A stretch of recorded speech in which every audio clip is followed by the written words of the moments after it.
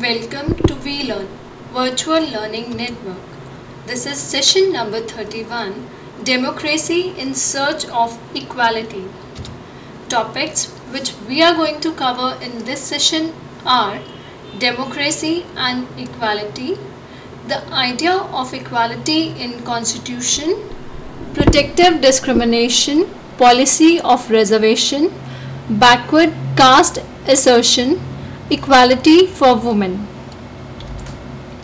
Coming towards the first topic, democracy and equality. The idea and principle of democracy cannot be discovered from principle of equality. The idea of social and economic democracy has been getting greater appeal among the people across the globe who have been excluded and deprived on account of their social location and economic position. The former participation in electoral process is only one indicator of the equal opportunity to participate in the election. Mere political equality in terms of equality of opportunity would face disjunction in case of social and economic inequality. The idea of political democracy has to be backed by social and economic democracy. It is only this condition under which the dichotomy between procedural democracy and subjective democracy ceases to exist.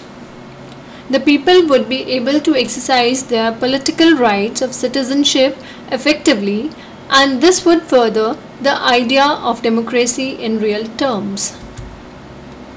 Idea of equality in Constitution. The founding father of Indian Constitution were quite conscious of the limitation of political democracy. Dr. B.R. Ambedkar maintained on the social plan we have in India a society based on the principle of guarded inequality, which means elevation of some and degradation of others. On the economic plane, we have a society in which there are some who have immense wealth as against many who live in an abject poverty. Dr. B.R. Ambedkar maintained we must do is not to be content with mere political democracy. We must make our political democracy a social democracy as well. But political democracy cannot last unless there lies at the base of its social democracy these principles of liberty, equality, and fraternity are not to be treated as separate items in the Trinity. Liberty cannot be divorced from equality. Equality cannot be divorced from liberty. Nor can liberty and equality be divorced from fraternity. Without equality, liberty would produce the supremacy of the few over the many. Equality without liberty would kill individual initiative.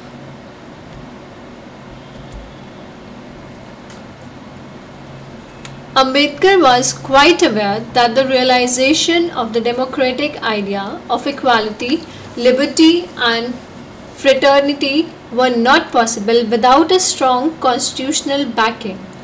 The interests and rights of the deprived and excluded cannot be safeguarded without constitutional mechanism. The simplistic principle of equality and equal opportunity would create a hiatus between political democracy and social and economic democracy. The Preamble. The preamble of Constitution best reflects the vision and intentions of its founding father as it establishes equality, justice, and liberty as the cardinal principle in regulating the society and state in India and maintaining the unity and integrity of the nation. It judiciously combine the two basic values of equality and justice. The Constitution ensured equality of opportunity to all irrespective of caste, gender, religion, and one's special location. It was a major achievement of dispensation of democratic political order in independent India. In the case of Indian society, which is defined by structured inequality, the social location of individuals and groups has a strong bearing on his or her circumstances and consequent unequal access to opportunity structure of the public domain. Fundamental rights and directive principles. The logic of social, economic and political life was well considered by the framers of Constitution of India. The Article 14, 15(1) and 16(1) of the Constitution exclusively established the equality principle. Articles 15.4 and 16.4 incorporate the principle of social justice. If Article 14 proclaims equality before law and equal protection of law, Article 15(1) prohibits discrimination on grounds of race, caste, sex, religion or place of birth. The Article 16(1) further provide equality of opportunity to all. The protective discrimination causes of Article 15(4) and 16(4) become decisive with regard to protection of rights of socially and economically deprived groups of the hierarchical system. Article 16(4) make provisions that nothing is the article shall prevent the state from making any special provision for the reservation of appointments or posts in favor of any backward class of citizens which in the opinion of the state is not adequately represented in the service under the state. Apart from these protective discrimination clauses in the Constitution, the directive principle of the state policy may be considered as mechanism of realizing the goal of social justice and social transformation in the direction of just society. Other provisions. The article of the Constitution which include Article 330, 332, 335, 338, 340, 341 and 342 specifically advance the goal of realizing social justice in independent India. The Constitution has recognized the cumulative deprivation of large sections of the population who have been symmetrically discriminated against on the basis of caste discrimination. Minority rights. These rights do not fall in opposition to generic clauses of citizenship right available to all the citizens in the country. These rights, in a sense, appear as mechanism of advancing substantive democracy. Article 25 to 30 takes special care of the minorities, whereas Article 25, 26, 27 and 28 ensure religious freedom. The Article 29 and 28 protect and promote their culture and educational rights. The development across the world is a witness to the limit of democratic equality of procedural democracy. For in many cases, majoritarian democracy appears to be insensitive to minority problems. The aspiration of minority, their specific identity and rights are suppressed under the pretext of majority decisions. In the democratic process, many problems of the minority are either ignored or outvoted, and therefore there is a growing opinion among a section of minority community that some mechanisms be evolved to ensure participation of minority communities in the democratic political process. These mechanisms should be congruent with the constitutional dispensation of democratic order. If specific attempts are not paid to the limitation of the operational dynamics of constitutional right of the minority, a sense of alienation would grow. Protective discrimination, policy of reservation.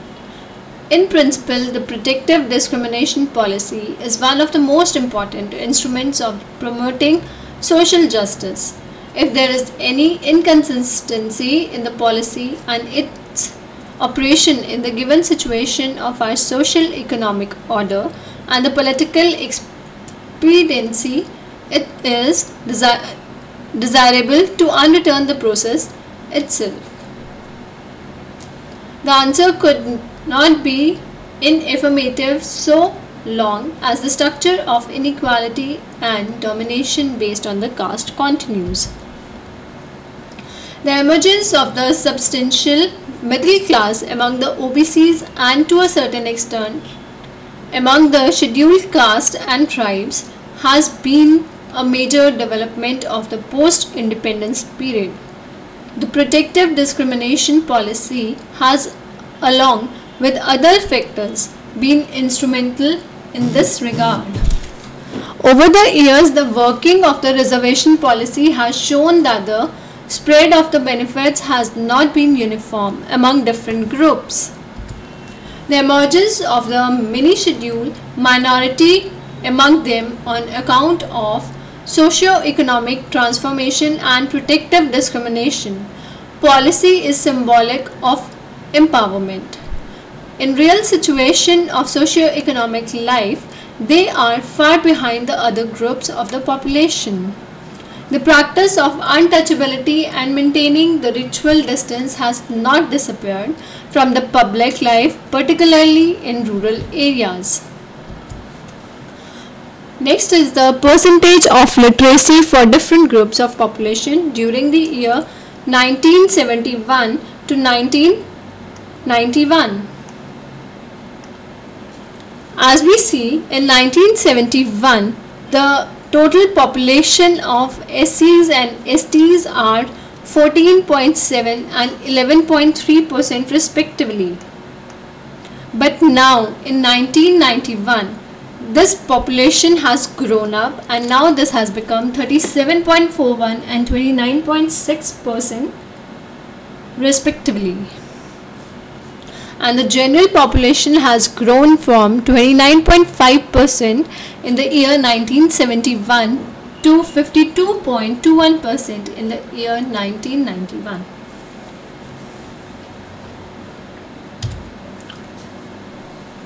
Next is the table which represent the SCs ST in central government service.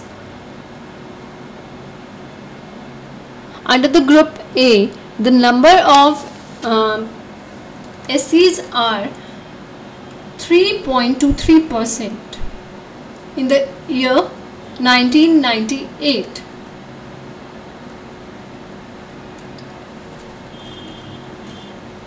And under the group D, there are 6.93%. Group D contains the SCs excluding Safai Karamcharis. Backward caste assertion. The socio-economic changes during the last 50 years have introduced many new discriminations and contradictions in Indian society. Under the new dispensation of democratic order, the traditionally backward caste not only challenged the socio-economic and political dominance of the upper caste but also emerged as dominant caste in rural area and dominant force in the politics of the state.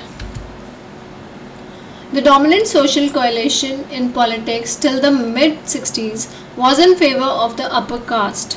But the development of 1950s and 1960s added a new assertiveness among the backward caste. In fact, this change was a product of multiple factors, but primarily a result of the introduction of primarily democracy and adult franchise. The emerging contradiction among the OBCs category is another pointer of development.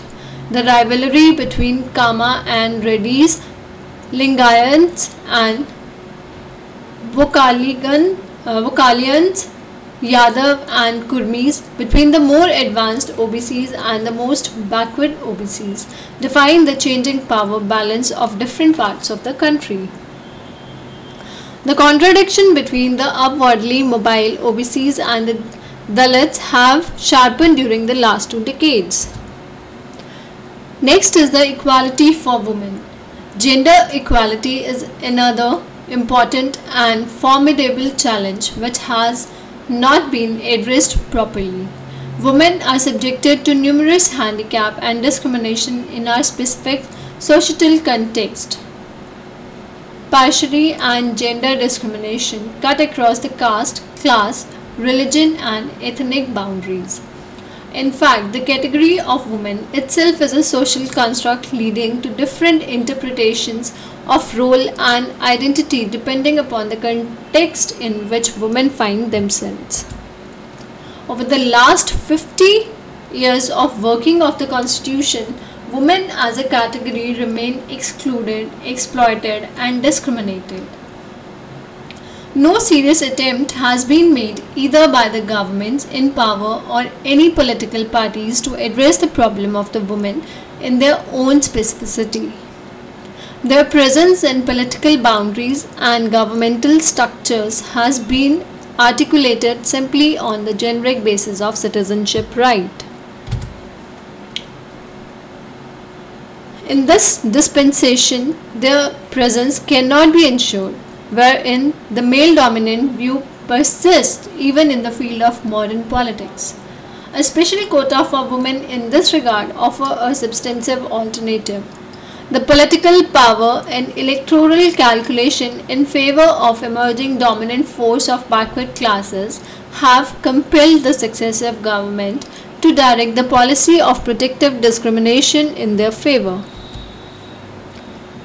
Now in the last, there are few questions based on this session. You have to perform this exercise. What does the Article 38 aim at? What has been the role of parliamentary democracy and the adult franchise regarding the backward caste? That's all for this session. Thank you. Happy learning. We learning.